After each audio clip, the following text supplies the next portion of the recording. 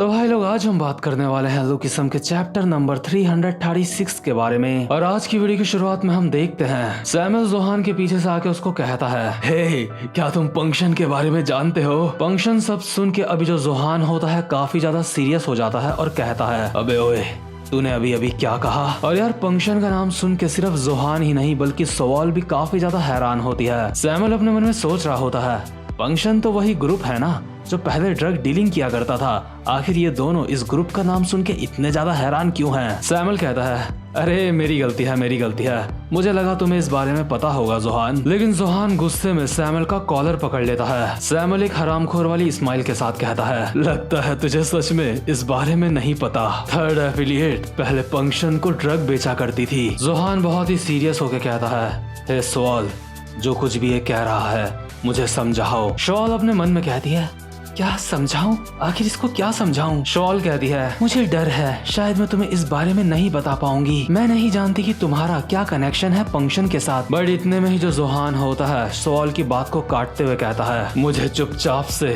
Third affiliate के सच के बारे में बता दे। अगर तूने मुझसे कुछ भी छुपाने की कोशिश करी तो मैं तुम सबको जान से मार दूंगा। तो फाइनली पंक्शन शब्द सुन के जोहान के अंदर का राक्षस धीरे धीरे जाग रहा होता है। इसके बाद सीन शिफ्ट होता है और हम देखते हैं जेरी को, जो अभी जाइलन के साथ फाइट कर रहा होता है। जेरी कहता है, जेक फाइनली आज वो दिन है जब तुम्हारी तलवार टूट जाएगी। जेक कहता है, लेकिन जेरी कहता है, मैं ठीक हूँ जेक, मेरी चिंता मत करो। जेरी जाइलन को कहता है, मेरी ये एक इच्छा थी कि मैं तुम्हें हथियार इस्तेमाल करते हुए देखूं, क्योंकि मैंने सुना है तुम हथियार इस्तेमाल करने में काफी ज्यादा अच्छे हो। जेरी अभी एक मुक्का मारता है जाइलन के ऊपर, लेकिन जाइलन जेरी के मुक्के में ही मुक्का मार के उसके मुक्के को साइड कर देता है। इसके बाद जाइलन कहता है, कितनी कमाल की बात है, तू मुझे हथियार इस्तेमाल करते हुए देखना चाहता है तो ठीक है, मुझे तुझे दिखाना पड़ेगा। अगर मेरे पास हथियार हो या फिर ना हो, इससे कोई भी फर्क नहीं पड़ता। वैसे अभी जाइलन के हाथ में हथियार नहीं होता, लेकिन फिर भी अभी वो ऐसे प्रिटेंड कर रहा होता है कि जैसे उसके हाथ में हथियार है। इसके बाद हम देखते हैं एक पुराना सीन, जिस वक्त वीवी के पीछे चाइना में उसको कुछ लोग मारने के लिए पड़े होते हैं। वीवी अभी भागते भागते एक डेड एंड में पहुंच जाती है। ये बंदे वीवी को कहते हैं, अब भागने के लिए और कोई भी जगह बाकी नहीं है वीवी, अब हार मान जाओ। हम सालों से मरते दम तक फाइट करते आ रहे हैं, और वो भी सिर्फ इसलिए ताकि हम फाइट करके स्ट्रांग बने और स्ट्रांग बन के तुम्हारी रक्षा कर सकें। लेकिन आज हम इस पागलपंती को खत्म करने वाले हैं। ये बात तुम्हारे लिए बिल्कुल भी अच्छी नहीं है वीवी।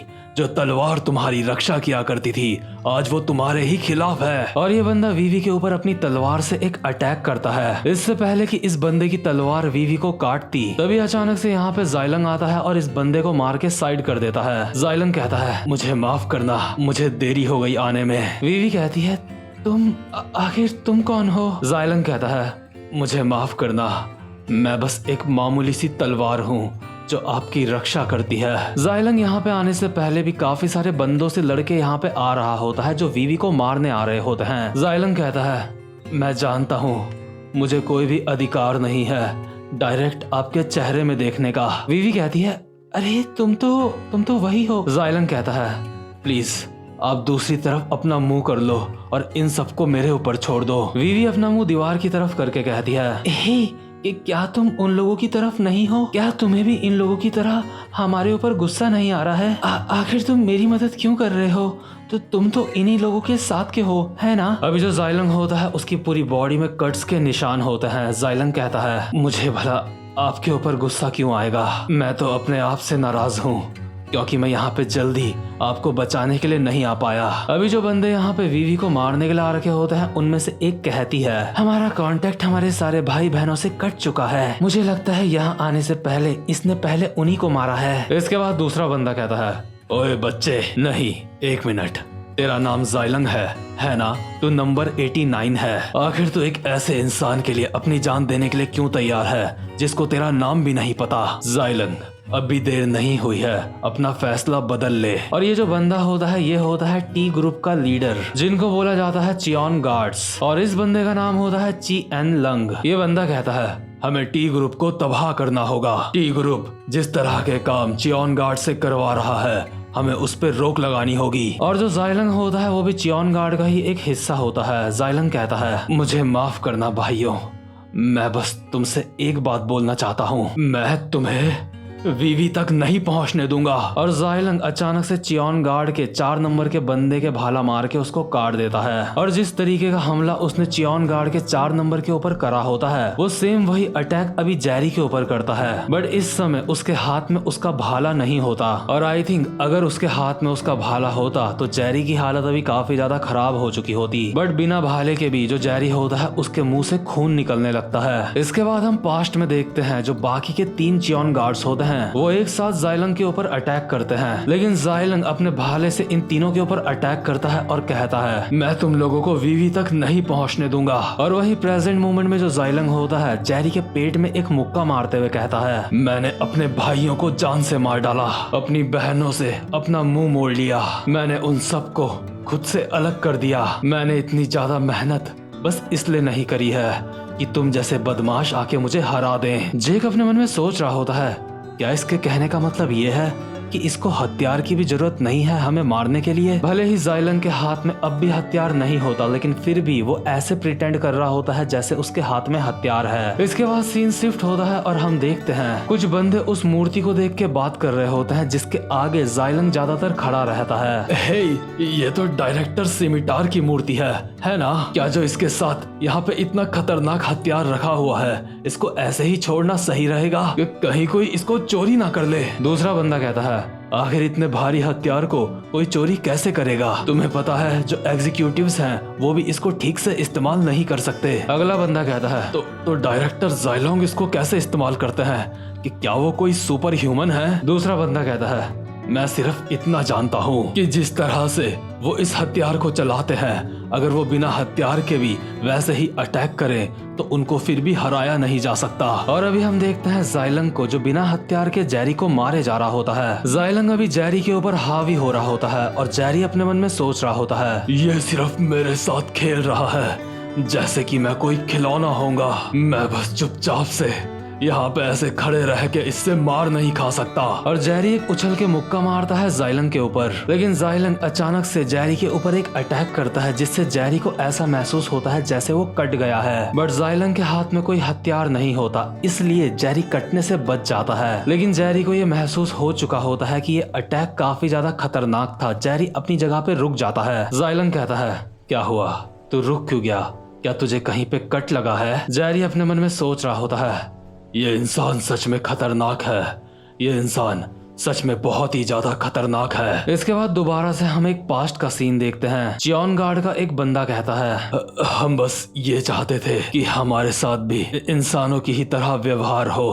हम नहीं चाहते थे कि हमें किसी हथियार की तरह इस्तेमाल किया जाए जो अपने मास्टर के लिए अपनी जान दे दे। हम बस चाहते थे हम एक इंसान की तरह जिए जो अपनी जिंदगी को अपने हिसाब से जीता है। और जाइलंग भी अभी यहीं पे जमीन पे गिरा होता है। ये बंदा जाइलंग को कहता है, तो तुम मुझे कहना चाहते हो तुम एक इंसान की तरह नहीं जीना चाहते, तुम्हें बस किसी और का हथियार बन के जीना है। मैं खुश हूँ कम से कम हम में से किसी एक ने तो अपनी जिंदगी का रास्ता खुद चुना है। और हम देखते हैं जो जाइलंग होता है उसने अपना भाला इस इंसान के आर पार कर रखा होता है। जाइलंग अपने मन में कहता है, सॉरी बॉस, मुझे माफ कर देना। इसके बाद जाइलंग वीवी को कहता है, मिस वीवी, अब आप अपनी आंखें खोल सकती हो। अब किसी भी चीज की चिंता करने की कोई भी जरूरत नहीं है। जाइलंग वीवी को अभी अपनी गोद में उठाता है और वापस से उसको सेफ जगह ले जा रहा होता है। जाइलंग कहता है, सब ठीक है, कोई भी दिक्कत नहीं है, लेकिन अगर सब कुछ ठीक ना भी हुआ तो मैं इस बात का ध्यान रखूंगा कि मैं सब कुछ ठीक कर दूं। प्लीज मेरे चेहरे में मत देखो, मैं नहीं चाहता कि आप मुझे इस हाल में देखो। जाइलंग को जेरी से फाइट करते हुए याद आ रहा होता है कि उसने कैसे पूरी जिंदगी भर ट्रेनिंग ली है सिर्फ वीवी को बचाने के लिए। जाइलंग प्रेजेंट मोमेंट में जेरी के पेट में एक और मुक्का मारता है और अपने मन में कहता है, आप चिंता मत करो, मैं आपकी रक्षा करूंगा। अभी जाइलंग से काफी ज्यादा मार खाने के बाद जेरी जमीन में गिरता हुआ कहता है, जेक, मुझे माफ करना, अब आगे का तुम देखो।